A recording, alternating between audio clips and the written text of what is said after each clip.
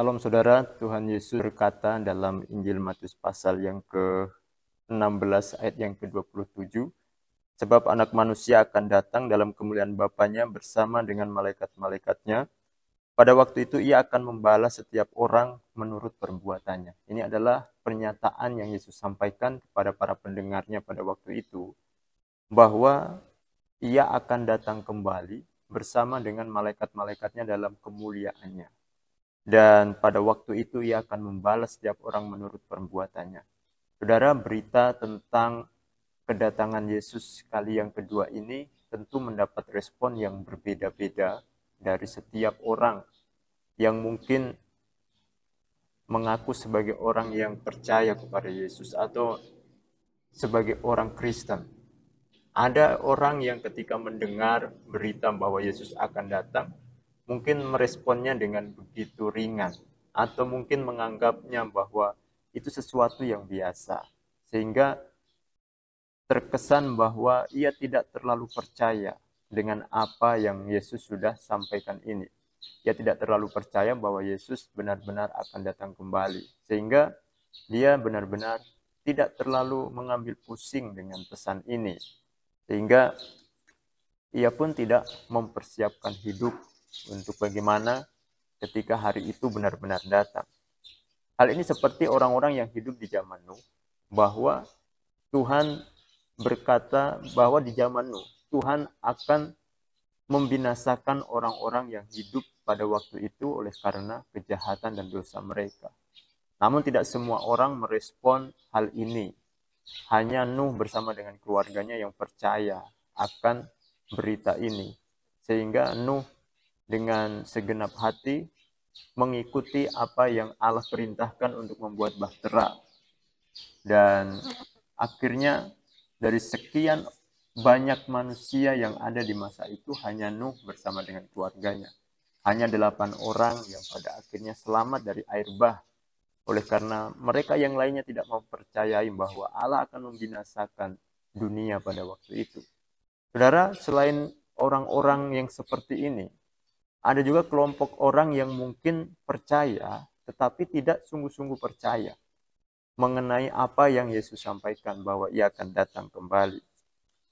Sehingga orang seperti ini tidak sungguh-sungguh mempersiapkan hidupnya. Hal ini seperti digambarkan dalam perumpamaan 5 gadis yang bijaksana dan 5 gadis yang bodoh. 5 gadis yang bijaksana ini dan 5 gadis yang bodoh ini sama-sama akan menyongsong mempelai laki-laki.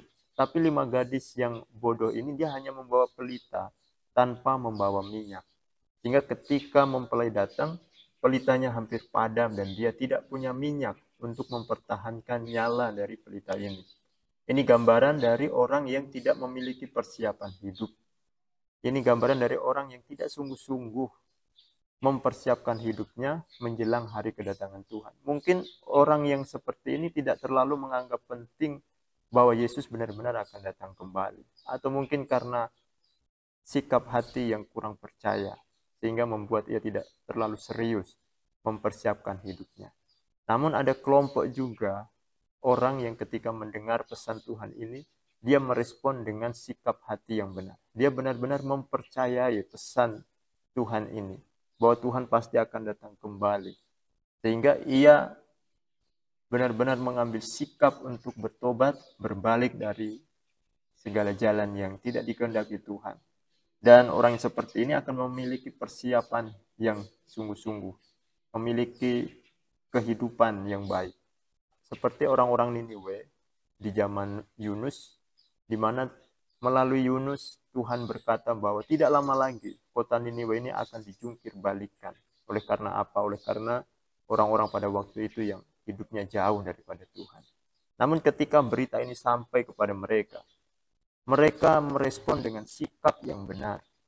Mulai dari raja sampai kepada seluruh rakyat yang ada di kota Niniwe pada waktu itu, ia datang merendahkan diri dengan berpuasa, menyatakan sikap pertobatannya kepada Tuhan.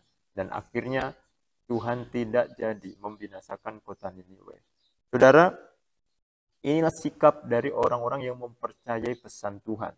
Sikap orang-orang yang percaya perkataan Yesus, bahwa Yesus akan datang, ia pasti akan berbalik dari kehidupan yang berdosa.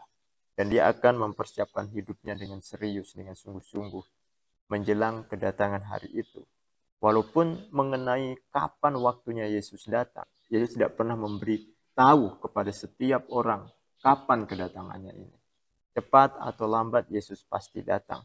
Apabila Yesus datang, saudara, apa yang akan terjadi dengan orang-orang yang mungkin mengabaikan, orang-orang yang tidak mempedulikan perkataan Yesus karena ketidakpercayaan, atau mungkin orang yang percaya tetapi tidak sungguh-sungguh percaya. Dalam 2 Tesalonika 1 ayat 7 sampai yang ke-10, firman Tuhan berkata demikian.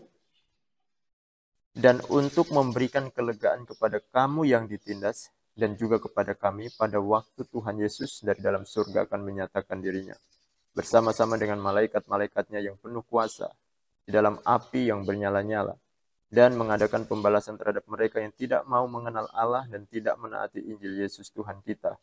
Mereka ini akan menjalani hukuman kebinasaan selama-lamanya, dijauhkan dari hadirat Tuhan dan dari kemuliaan kekuatannya, apabila ia datang pada hari itu, untuk dimuliakan di antara orang-orang kudusnya, dan untuk dikagumi oleh semua orang yang percaya, sebab kesaksian yang kami bawa kepadamu telah kamu percayai. Ada dua kelompok orang dari ayat ini.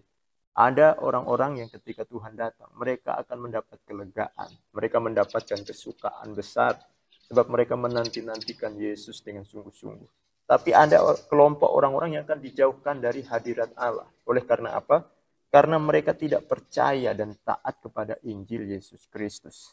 Saudara, jikalau hari ini Yesus belum datang, bukan berarti Tuhan lalai menepati janjinya. Tapi Tuhan Yesus berkata melalui firman-Nya, melalui Rasul Petrus, bahwa kalau Tuhan menunda kedatangannya, itu karena Allah tidak ingin ada satu manusia yang binasa. Allah tidak ingin seorang pun binasa. Itu berarti kesempatan untuk semua orang berbalik. Kalau Tuhan belum datang, itu adalah kesempatan untuk kita mempersiapkan hidup kita dengan sungguh-sungguh. Untuk kita berbalik sepenuhnya kepada Tuhan. Tuhan Yesus pasti datang. Maranatha, haleluya. Shalom.